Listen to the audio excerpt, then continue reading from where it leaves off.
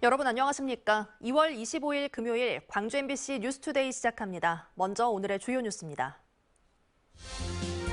대통령 선거를 앞두고 국민의힘이 호남 지지율을 끌어올리는 데 열을 올리고 있습니다. 이재명 민주당 대선 후보는 무안국제공항을 아시아나항공 거점 공항으로 육성하겠다며 호남 표심을 얻기 위해 맞불을 놨습니다. 대형 참사가 잇따르고 있는 광주에서 안전사고를 예방하기 위한 대책이 마련됐습니다. 안전한 도시로 전환하는 실질적인 성과를 낼 수 있을지 주목받고 있습니다. 초등학교 2학년생의 폭행 피해와 따돌림에 대해 해당 학교는 사건 초기 교육청에 신고조차 하지 않은 것으로 드러났습니다. 연이은 폭발 사고로 노동자들이 목숨을 잃고 있는 여수산단에서 예방시설 건립과 특별법 제정 등이 추진되고 있습니다. 윤석열 후보와 이준석 대표 등 국민의힘 주요 인사들이 하루가 멀다 하고 호남을 찾고 있습니다. 호남 지지율을 30%까지 끌어올리겠다며 자신감을 나타내고 있는데요. 민주당의 텃밭인 호남에서 얼마나 선전하느냐가 전국 득표율에 영향을 미칠 거란 판단하고 호남 구애 작전에 열을 올리고 있습니다. 송정근 기자의 보도입니다. 광주를 찾은 원희룡 국민의힘 정책총괄본부장.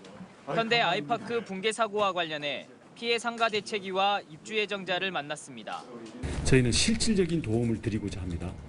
그리고 일회성이 아니라 문제가 해결될 때까지 할 거고요. 그래서 저희가 단순히 정치적인 접근뿐만 아니라 전문가들로 인한 기술적인 전문성. 이준석 대표도 같은 날 또 광주를 찾았습니다. 이틀 만에 광주를 방문한 것으로 국민의힘 주요 인사들이 하루가 멀다 하고 호남을 방문하고 있습니다.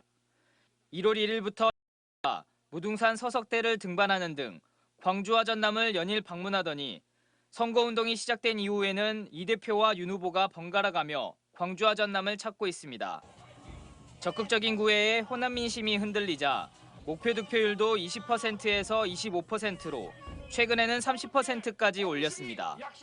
국민의힘이 서진 정책을 적극적으로 펼치고 있는 이유는 호남 민심이 전국 득표율을 끌어올리는 데 영향을 미칠 것으로 예상되고 있기 때문입니다. 호남 유권자에서의 지지가 결국은 수도권 스윙보터 그리고 호남 출향 인사들 중도층 확장과 밀접하게 연관되어 있기 때문에 전체적으로 본다면 중도 외연 확장을 위해서 최근에는 복합 쇼핑몰 유치가 이슈화되면서 민주당을 곤혹스럽게 하고 있습니다. 민주당은 복합 쇼핑몰 공약을 국민의힘의 호남 갈라치기로 폄하했지만 청년 주부 유권자들의 호응을 얻고 있는 것으로 나타나면서 대응 방안을 찾느라 고심하고 있습니다. 이재명 후보는 무안공항을 아시아나 거점 공항으로 지정하는 내용의 무안공항 활성화 방안을 내놓으며 호남 유권자들의 표심을 얻기 위한 맞불을 놨습니다. MBC 뉴스 송정근입니다. 이재명 민주당 대선 후보는 무안국제공항을 아시아나항공의 거점 공항으로 만들겠다는 공약을 발표했습니다. 공항 활성화를 바라는 지역민들은 반기고 있지만 구체성이 떨어진다는 지적도 나오고 있습니다. 문현철 기자가 보도합니다. 이재명 후보가 SNS에 아시아나 거점 공항은 무안국제공항으로 포스코 지주회사는 포항해라는 내용의 글을 올렸습니다. 개항 15년째인데도 제 역할을 못하는 무안공항의 현실과 포스코 지주사의 서울 설립 계획에 대한 포항 시민의 반발을 의식해 국토 균형 발전 측면에서 두 가지 문제를 함께 거론한 것으로 보입니다. 민주당 선대위도 보도자료를 내고 세부적인 공약 내용을 발표했습니다. 대한항공이 아시아나를 인수하더라도 두 항공사 모두 성장할 수 있도록 무안공항을 아시아나항공의 거점 공항으로 육성하겠다고 밝혔습니다. 국제항공협정 개정을 통해 국제선의 무안공항 출발을 보장하고 더 많은 국제선을 개설하기로 했습니다. 또 활주로와 여객터미널을 확장하고 인천공항에 못지않은 면세점과 외국인 전용 카지노 등 편의시설도 갖출 계획입니다. 교통인프라도 확충해 광주공항을 조기에 무안공항에 통합하는 등 항공 운송 산업 발전에 새로운 토대를 만들기로 했습니다. 지역민들은 크게 반기는 분위기입니다. 아시아나항공이 우리 무한공항을 거점공항으로 하면 제일 좋은 것은 앞으로 우리 MRO 단지, 항공산업단지가 활성화되리라고 보고 우리 쪽 서남권 주민들은 그에 환영합니다. 예. 이준석 국민의힘 대표는 이 후보 글에 댓글을 달고 거점 공항을 제대로 아는지 또 아시아나가 노선망을 어떻게 짜야 되냐며 반문했습니다.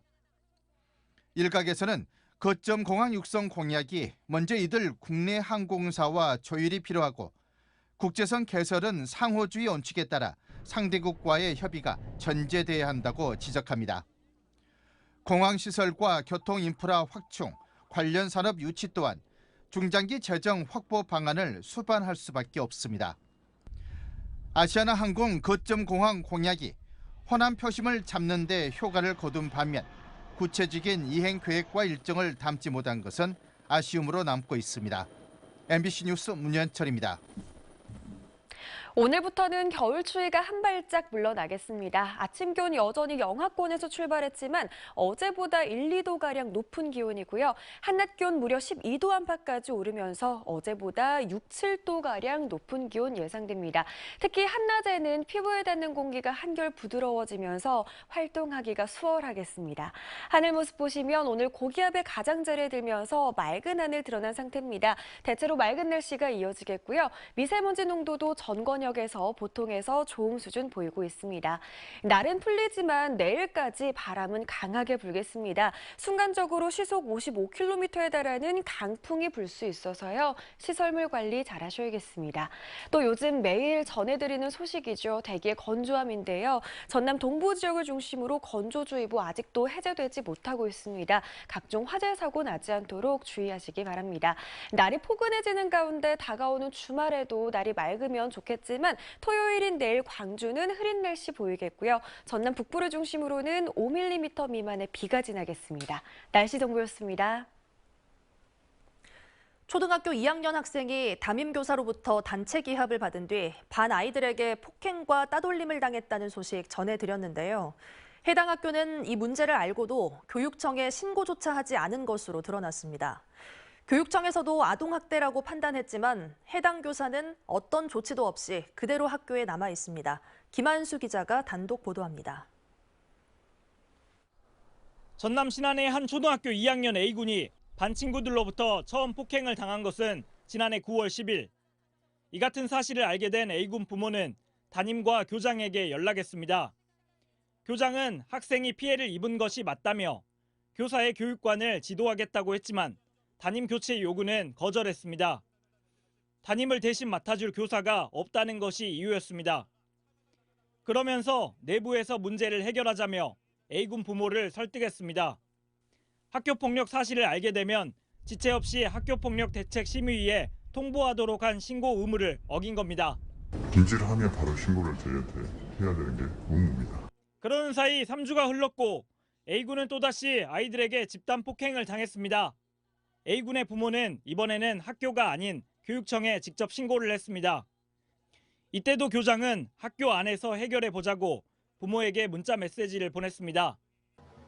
신고도 보고도 하고 할 수 있겠는데 이것을 학교 내에서 교육적인 조치로 해서 신안교육지원청은 며칠 뒤 상담 지원사를 배정하고 담임도 교체했습니다. 한편 교육청은 2달 동안 학교폭력 대책 심의를 한 결과 아이들에 의한 학교폭력과 담임에 의한 아동학대가 있었다고 판단했습니다. 그러나 해당 교사는 학교에 그대로 남아 있었습니다. 이에 대해 학교 측은 두 번째 학교폭력이 발생했을 때는 정상적으로 교육청에 보고를 했고 다만 경찰 조사가 끝나지 않아 분리조치와 담임 업무 배제 이해의 조치는 할 수 없다고 해명했습니다. 아동학대 지금 보기 어려운데 신안교육지원청 대로 판단을 했는데 결정이 제대로 안 났다는 얘기예요. 경찰서에서. 아동학대가 맞다면서도 교사 징계 등 후속 조치를 취하지 않은 교육당국. 신고 접수 4개월이 지났지만 아직도 수사를 하고 있는 경찰. 부모는 결국 A군같이 피해를 입는 아이들이 없도록 철저한 조사를 해달라며 청와대에 국민청원을 올렸습니다. MBC 뉴스 김한수입니다. 전라남도 선거관리위원회는 20대 대통령 선거와 관련해 선거사무원 등의 선거운동을 방해하고 폭행 협박한 혐의로 50대 A씨를 경찰에 고발했습니다. A씨는 지난 22일 오후 4시쯤 강진의료원 로터리에서 선거운동을 하던 국민의힘 윤석열 후보자의 선거사무원 등 4명에게 조롱 섞인 발언을 하며 선거운동을 방해하고 어깨와 모자를 손으로 접촉하는 등 폭행과 협박을 한 것으로 조사됐습니다.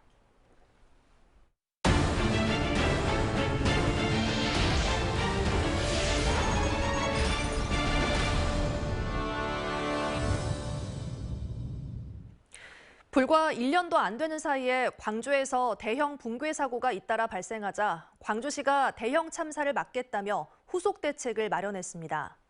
감리를 강화하고 신고센터도 마련해 부실 시공을 막겠다는 건데 노동계에선 현장과 동떨어진 대책이라며 실효성이 있을지 우려를 나타냈습니다. 보도에 김영창 기자입니다. 지난해 6월 17명의 사상자를 낸 광주 학동 참사. 후진국형 부실공사로 6명이 숨진 광주 아이파크 붕괴 사고. 잇따른 대형 참사로 광주시가 부실공사 척결을 위한 종합대책을 발표했습니다.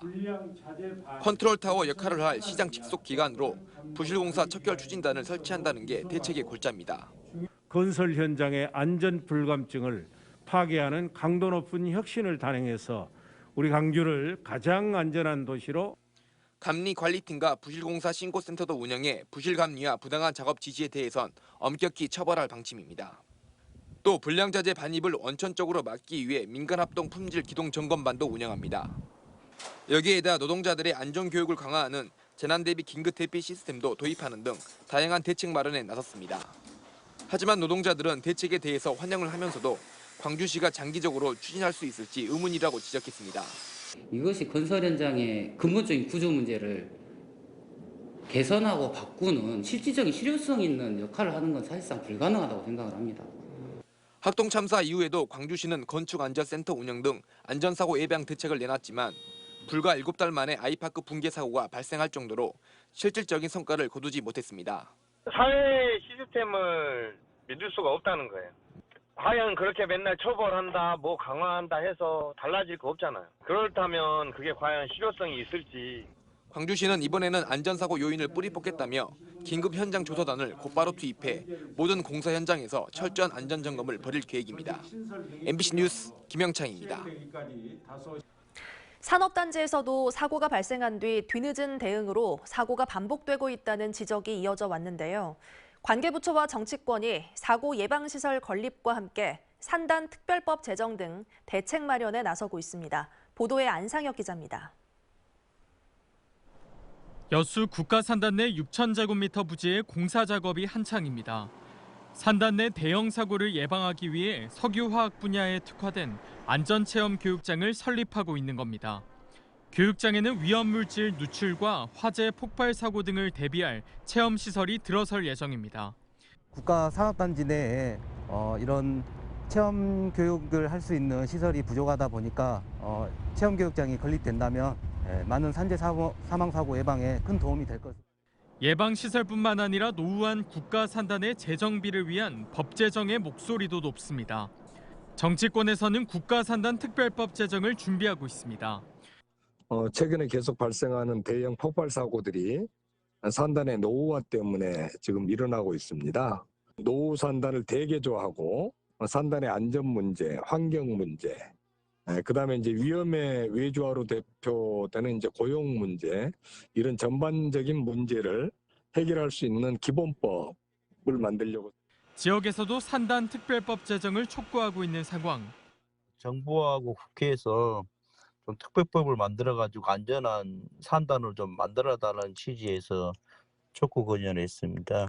이 안전 인프라를 구축하기 위해서는 우리 정부에서 대대적으로 이게 대전환의 시대를 좀. 화약고이자 노동자들의 무덤으로 불리는 산업단지. 산업 현장 최전선에서 일하는 노동자들이 더 이상 일하다 숨지지 않도록 제도 개선과 법 제정, 안전망 구축 등 대책 마련이 그 어느 때보다 절실합니다. MBC 뉴스 안상혁입니다.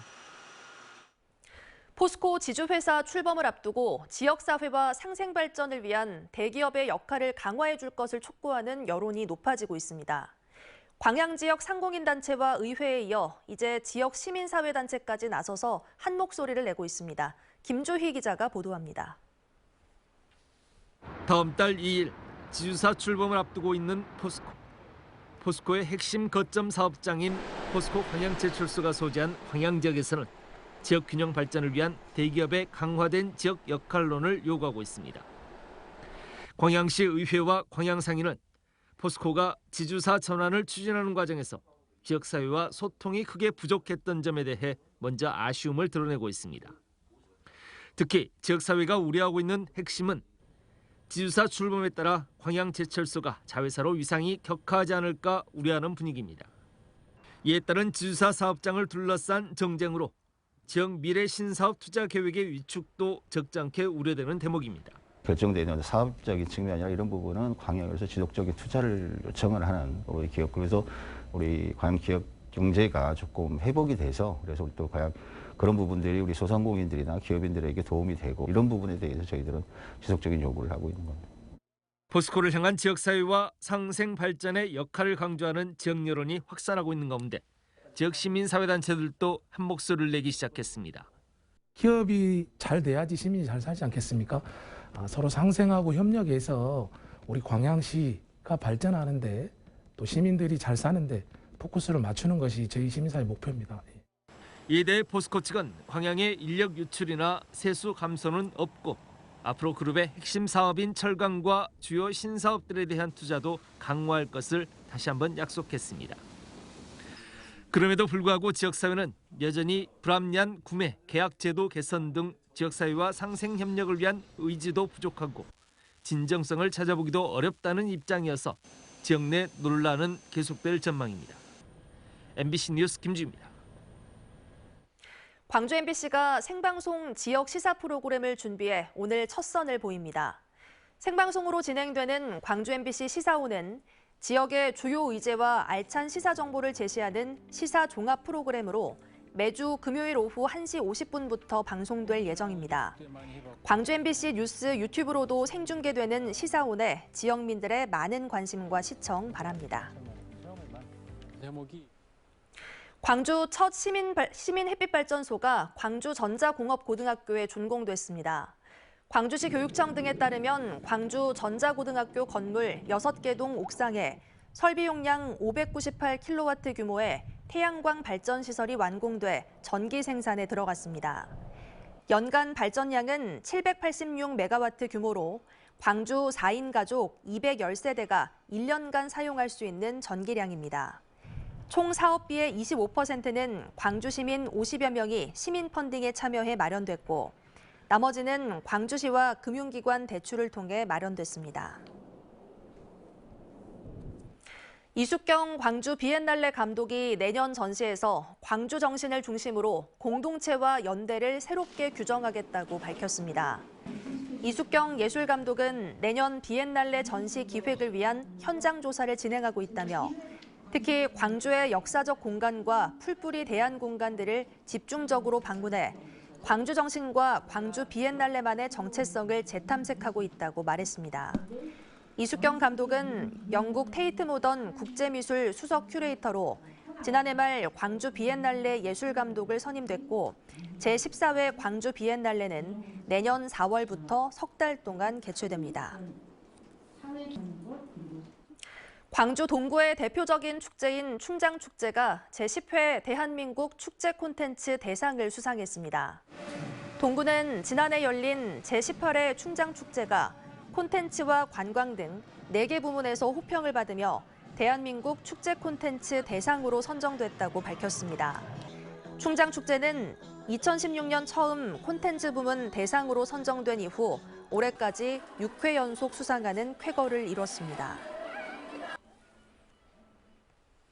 전국 최대 규모의 첨단 농업 복합단지가 오는 2024년 무안군 현경면 일대에 조성됩니다. 국비 등 444억 원이 투자되는 첨단 농업 복합단지는 21만 제곱미터 부지에 농업기술센터와 과학영농 기반시설 등이 들어설 예정입니다. 무안군은 최근 첨단 농업 복합단지 설계 공모작을 선정해 올해 연말까지 설계를 마무리할 예정입니다.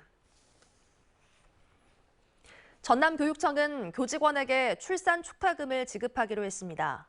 전남교육청은 올해부터 출생 등록 후 전남에서 1년 이상 거주한 교직원의 경우 첫째 아이는 100만 원, 둘째 아이 150만 원, 셋째 이상은 200만 원의 출산 축하금을 지급합니다. 또 현재 만 50세 교직원에게 지급하는 건강검진비를 만 40세 이상으로 확대해 매년 최대 20만 원을 지원합니다. 오늘부터는 겨울 추위도 한 발짝 물러가겠습니다. 광주의 아침 기온 여전히 영하권에서 출발했지만요. 어제보다 1, 2도가량 높은 기온으로 시작했고요. 한낮 기온 12도 안팎까지 오르면서 어제보다 6, 7도가량 높은 기온 보이겠습니다. 특히 낮 동안에 피부에 닿는 공기가 한결 부드러워지면서 활동하기 수월하겠습니다. 하늘 모습 보시면 오늘 고기압의 가장자리에 들어있습니다. 맑은 하늘 드러난 상태고요. 미세먼지 농도도 광주와 전남 권역에서 보통에서 좋음 수준 보이고 있습니다. 날은 풀리겠지만 바람은 내일까지도 강하게 불겠습니다. 순간적으로 시속 55km에 달하는 강풍이 불 수 있어서요. 시설물 관리 잘 하셔야겠습니다. 요즘 매일 전해드리는 소식인데요. 전남 동부 지역을 중심으로 건조주의보는 아직도 해제되지 못하고 있습니다. 각종 화재 사고 나지 않도록 각별히 주의하시기 바랍니다. 맑은 날씨 속 오늘 낮 기온이 훌쩍 오르겠습니다. 장성의 낮 기온 11도 안팎, 광주와 담양, 화순에서는 낮 기온 12도 안팎까지 오르겠습니다. 그만큼 일교차는 크게 벌어지겠습니다. 영암 영하 8도로 시작하는 반면 한낮 기온 11도까지 오르면서 아침과 낮 동안의 날씨가 확연히 다르겠습니다. 곡성과 구례의 낮 기온 12도 예상되고요. 여수 11도 안팎 보이겠습니다. 바다의 물결은 전해상에서 최고 1.5m로 일겠습니다.